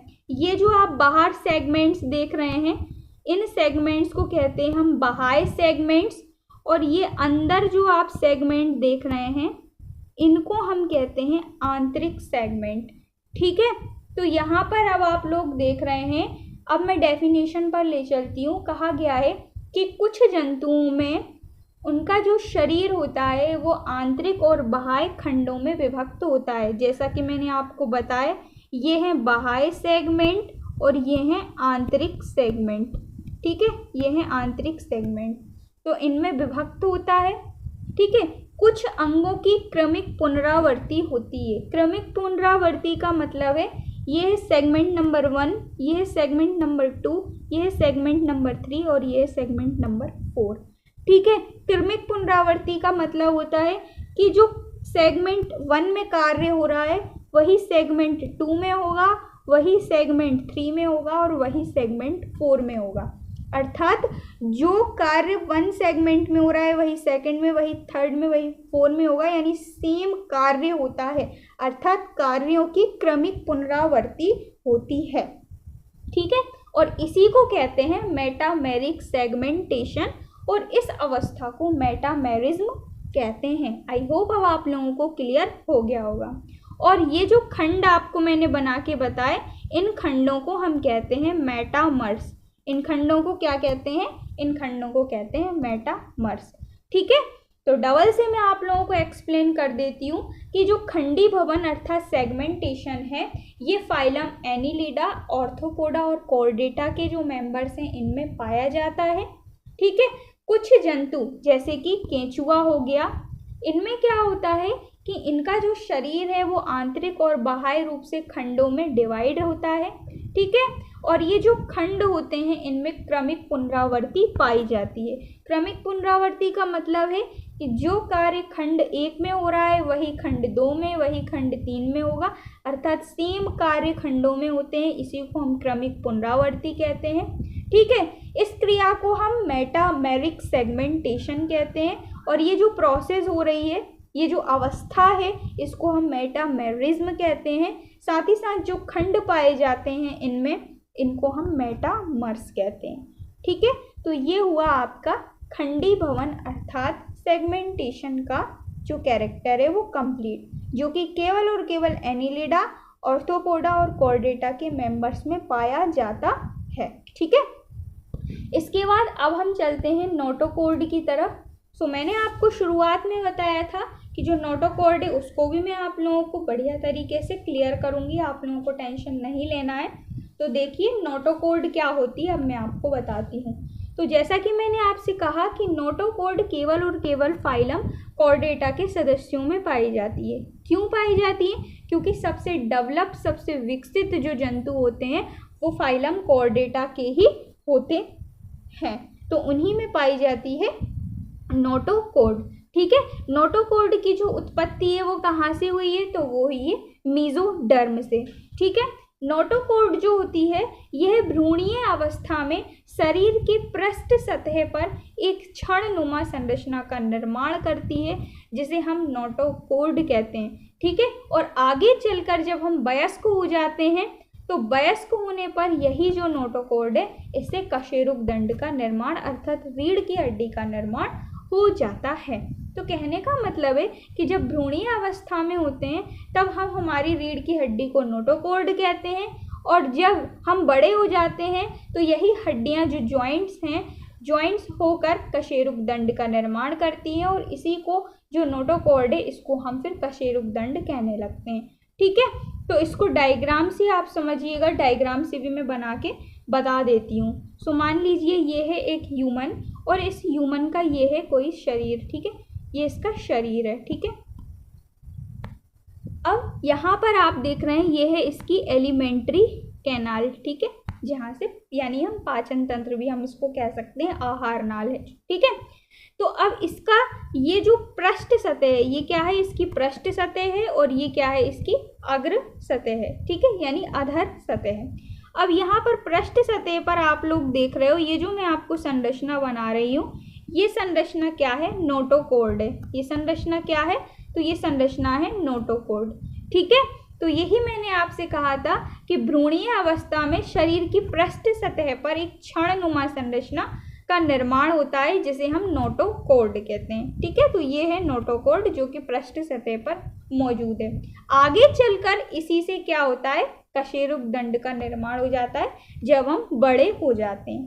ठीक है, एक एक्स्ट्रा पॉइंट मैं आप लोगों को बता रही हूँ, यहाँ पर एक और संरचना पाई जाती है। ठीक है, जब हम बड़े हो जाते हैं, जब हम वयस्क हो जाते हैं, तो यहाँ पर एक और संरचना का निर्माण होता है जिसे हम कहते हैं नर्व कॉर्ड। और ये जो नर्व कॉर्ड होती है ये वयस्कों में CNS अर्थात सेंट्रल नर्वस सिस्टम का निर्माण करती है। ठीक है, ये क्या करती है? जो नर्व कॉर्ड है, जस्ट नोटोकॉर्ड के पीछे नर्व कॉर्ड मौजूद होती है, ये वयस्कों में CNS अर्थात सेंट्रल नर्वस सिस्टम का निर्माण करती है। ये एक्स्ट्रा पॉइंट है। ठीक है, तो क्या बताया मैंने आप लोगों को? मैंने आपको बताया कि जो नोटोकॉर्ड होती है ये केवल और केवल कॉर्डेटा फाइलम के सदस्यों में पाई जाती है, क्योंकि जो कॉर्डेटा फाइलम के सदस्य होते हैं ये सबसे विकसित जंतु होते हैं। ठीक है, इनकी उत्पत्ति मीजोडर्म से होती है। मीजोडर्मल जो लेयर होती है इससे नोटोकॉर्ड की उत्पत्ति होती है। भ्रूणीय अवस्था में क्या होता है? जब भ्रूणीय अवस्था होती है तो शरीर के पृष्ठीय भाग पर, यह है पृष्ठीय भाग, और इस पृष्ठीय भाग पर एक क्षणनुमा संरचना, ये आप देख रहे हैं ये है क्षणनुमा संरचना, और इसी से जो है वो नोटोकॉर्ड का निर्माण होता है। ये जो पृष्ठीय सतह है, इस पृष्ठीय सतह पर एक क्षणनुमा संरचना पाई जाती है। ये इसी को हम क्या कहते हैं, इसी को हम नोटोकॉर्ड कहते हैं। और इस नोटोकॉर्ड का ही आगे चल के वयस्कों में कशेरुक दंड का निर्माण होता है। ठीक है, तो नोटोकॉर्ड से क्या होता है, आगे चल के वयस्कों में कशेरुक दंड यानी रीढ़ की हड्डी का निर्माण होता है। ठीक है, इसके बाद जो हमारी कशेरुक दंड है, इसी के पीछे एक और संरचना बनती है जिसे हम नर्व कॉर्ड कहते हैं। और ये नर्व कॉर्ड वयस्कों में CNS यानी सेंट्रल नर्वस सिस्टम का निर्माण करती है। तो इतना पॉइंट आप याद रखेंगे नोटोकॉर्ड के अंतर्गत। ठीक है, और ये जो मैं आप लोगों को नोट से लेके आई हूँ ना, इसको प्रॉपर बना जरूर लेना, लिख लेना अपनी कॉपी में। इसके बाद नेक्स्ट हमारा जो पॉइंट है वो है सेक्सुअल कंडीशन यानी लैंगिक अवस्था। अब लैंगिक अवस्था क्या होती है, यानी कौन से जंतु एक लिंगी होते हैं, कौन से जंतु द्विलिंगी होते हैं। सो एक लिंगी का मतलब होता है नर और मादा यानी मेल और फीमेल अलग अलग होते हैं, और द्विलिंगी का मतलब होता है नर और मादा अलग अलग नहीं होते। ठीक है, तो सबसे पहले हम समझते हैं कि द्विलिंगी जंतु कौन कौन से होते हैं। तो द्विलिंगी यानी मोनोशियस जो जंतु हैं वो है पोरीफेरा, सिलेंट्रेटा, टिनोफोरा, प्लेटीहेल्मिन्थीस और एनीलिडा। एनीलिडा के अंतर्गत एक अपवाद है जो कि है नेरिस। नेरिस जो है वो एक लिंगी होता है, बाकी एनीलिडा के सारे मेंबर्स द्विलिंगी होते हैं, केवल और केवल नेरिस को छोड़कर। ठीक है, तो पोरीफेरा, सिलेंट्रेटा, टिनोफोरा, प्लेटीहेल्मिन्थीस और एनीलिडा में नेरिस को छोड़कर बाकी सभी जो जंतु हैं वो द्विलिंगी होते हैं, ये जो मैंने आप लोगों को बताया। ठीक है, इसके अलावा जितने भी फाइलम बचे, इन फाइलम्स को छोड़कर बाकी जितने भी फाइलम बचे उनके जो मेंबर्स होते हैं वो एक लिंगी होते हैं, अर्थात डायोशियस होते हैं। क्लियर हुआ आप लोगों को। तो द्विलिंगी केवल और केवल ये जो फाइलम के मेंबर्स हैं ये द्विलिंगी होते हैं, बाकी जितने भी फाइलम्स हैं वो सभी एक लिंगी यानी डायोशियस होते हैं। ठीक है, इसके बाद चलते हैं हम नेक्स्ट कैरेक्टर की ओर और देख लेते हैं हम नेक्स्ट कैरेक्टर है जो कि है फर्टिलाइजेशन अर्थात निषेचन। तो निषेचन दो प्रकार से होता है, सबसे पहला है आंतरिक निषेचन और दूसरा है बाह्य निषेचन। तो आंतरिक निषेचन Porifera, Platyhelminthes, Arthropoda, Nematoda, reptiles, Aves, mammals और ओपास्थील मछलियाँ। ओपास्थील मछलियों की जो कैटेगरी है इसको कहते हैं कॉन्ड्रिक्थीस। ठीक है, तो इन सभी में पाया जाता है आंतरिक निषेचन। ठीक है, बाकी जितने भी फाइलम के मेंबर्स बचे उन सभी में पाया जाता है बाह्य निषेचन। यानी आंतरिक निषेचन आप लोगों को याद कर लेना है, बाकी बाह्य निषेचन अपने आप हो जाएगा। ठीक है, Porifera, Platyhelminthes, Arthropoda, Nematoda, reptiles, Aves, mammals और कॉन्ड्रिक्थीस अर्थात उपास्थील मछलियाँ, इनमें आंतरिक निषेचन पाया जाता है, बाकी सभी जो जंतु हैं उनमें बाह्य निषेचन पाया जाता है। ठीक है, तो ये निषेचन वाला पॉइंट आप याद रखेंगे। यहाँ से डायरेक्टली क्वेश्चन पूछे जाते हैं, पूछा जाता है कि ऑर्थोपोडा जो फाइलम है इनके मेंबर्स में किस टाइप का निषेचन देखने को मिलता है। सो यहीं पर ही आधे लोग घबरा जाते हैं। तो याद रखिएगा आंतरिक निषेचन फाइलम ऑर्थोपोडा के सदस्यों में पाया जाता है।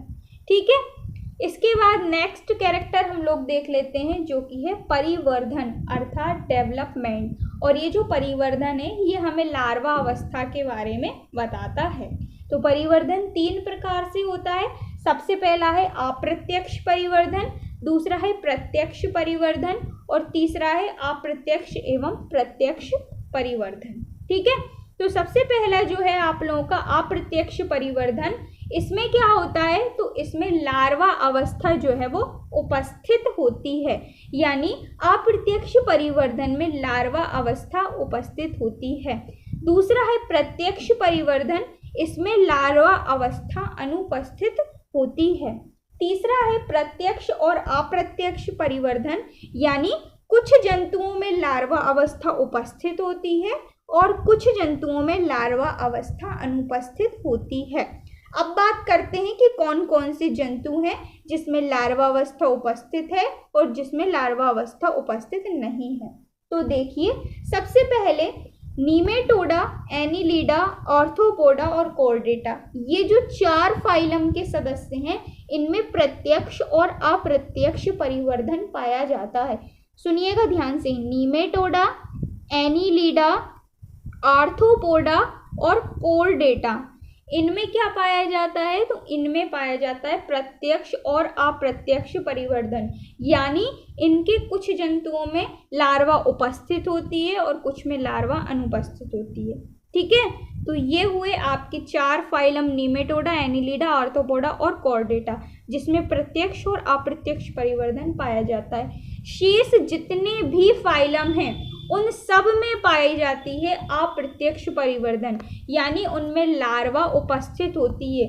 इन 4 को छोड़कर, नीमेटोडा, एनीलिडा, आर्थ्रोपोडा और कॉर्डेटा, इन 4 को छोड़कर बाकी बचे जितने भी फाइलम हैं, इन सभी में पाया जाता है अप्रत्यक्ष परिवर्धन, यानी लार्वा इनमें उपस्थित होती है। बाकी जो प्रत्यक्ष परिवर्धन है, इसका कोई एग्जाम्पल आपकी बुक में नहीं दिया है, इसलिए मैंने भी आपको ऐड नहीं किया है। ठीक है, तो ये जो प्रत्यक्ष परिवर्धन, अप्रत्यक्ष परिवर्धन है, ये बेसिकली लार्वावस्था के बारे में बताता है। ठीक है, तो आपको ये 4 जो फाइलम है वो याद रखना है, नीमेटोडा, एनीलिडा, आर्थ्रोपोडा और कॉर्डेटा, इन चारों में पाया जाता है प्रत्यक्ष और अप्रत्यक्ष परिवर्धन। इसके अलावा जितने भी फाइलम है उन सब में पाया जाता है अप्रत्यक्ष परिवर्धन, और प्रत्यक्ष परिवर्धन का कोई भी एग्जाम्पल नहीं है आपकी बुक में। ठीक है, तो ये हुआ आपका जो एनिमल किंगडम है, जो आपका प्राणी जगत है, उसका फर्स्ट जो क्लास है वो कंप्लीट, जिसमें मैंने आपको जो 11 फाइलम है, इन 11 फाइलम के अंतर्गत आने वाले जंतुओं के फीचर्स के बारे में बताया, इनके कैरेक्टर्स के बारे में बताया कि किस में किस टाइप का कैरेक्टर मौजूद होता है। ठीक है, इसके बाद अब आने वाली जो नेक्स्ट वीडियो है उसमें मैं आप लोगों को एक एक करके सारे फाइलम्स को कवर कराऊंगी, बेसिक से लेके और एडवांस तक सारे फाइलम मैं आप लोगों को कवर करा दूंगी। प्रत्येक फाइलम की कोशिश करूंगी कि प्रत्येक फाइलम की एक सेपरेट वीडियो बनाऊं, जिससे आपको सारा फाइलम एक वीडियो में कंप्लीट हो जाए, और कोशिश करूंगी कि वीडियो की जो लेंथ है उसको भी क्या करूं, कम करके रखूं, जिससे आपका टाइम की बचत हो। ठीक है, ये वीडियो लेंथी इसलिए हो गया क्योंकि इसमें मैंने आपको बहुत सारी इन्फॉर्मेशन दी, और सारी ही इन्फॉर्मेशन मैंने आपको इम्पॉर्टेंट दी। यहाँ से बहुत सारे भर के क्वेश्चन भी पूछे जाते हैं। जब मैं आप लोगों को ये चैप्टर कंप्लीट करवा दूंगी तो मैं आपको एक वीडियो ऐसा भी लाऊंगी जिसमें मैं आपको इस चैप्टर के क्वेश्चंस जो आते हैं आपके एग्ज़ाम में उनको भी कवर करवा दूंगी। ठीक है, तो आशा करती हूँ वीडियो आपको अच्छी लगी होगी। तो प्लीज़ यार, यदि अच्छी लगी हो तो वीडियो को लाइक, चैनल को सब्सक्राइब कर लीजिएगा, अपने फ्रेंड्स के साथ शेयर भी कर दीजिएगा। ठीक है, बाकी मिलते हैं नेक्स्ट वीडियो में, और नेक्स्ट वीडियो हमारी आएगी फाइलम पोरीफेरा की, जिसमें हम पूरा का पूरा फाइलम पोरीफेरा को निपटा देंगे। ठीक है, so thank you so much for watching, keep on learning.